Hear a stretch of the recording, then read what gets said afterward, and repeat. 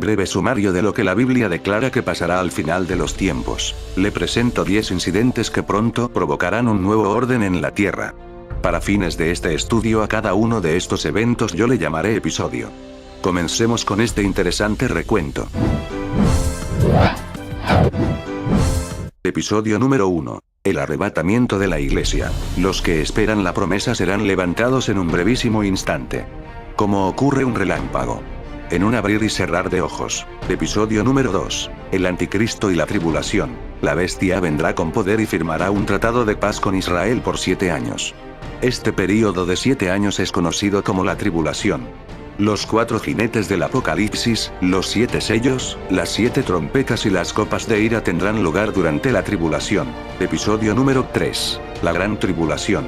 La segunda mitad de la tribulación es conocida como la Gran Tribulación y el tiempo de angustia para Jacob. Porque a la mitad de los 7 años, el anticristo romperá el pacto de paz con Israel y les hará la guerra.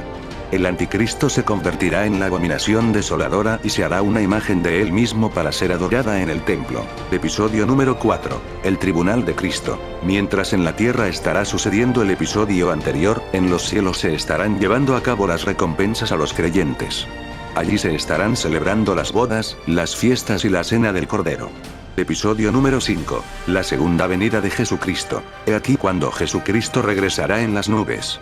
Será un acto público y todo ojo lo verá. Episodio número 6. La batalla del Armagedón. Al ver que le queda poco tiempo, el anticristo lanzará un ataque final sobre Jerusalén, culminando en la batalla del Armagedón. Pero Jesucristo lanzará al anticristo y al falso profeta en el lago de fuego y destruirá al ejército que le servía. Episodio número 7. El milenio. Cristo entonces atará a Satanás en el abismo por 1000 años y gobernará su reino terrenal desde Jerusalén por estos 1000 años. Episodio número 8.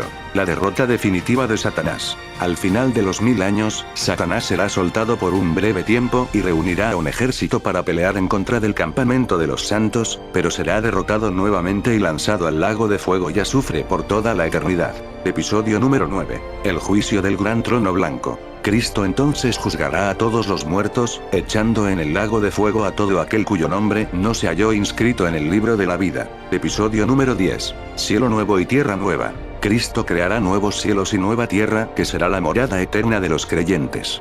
No habrá más pecado, ni dolor, ni muerte.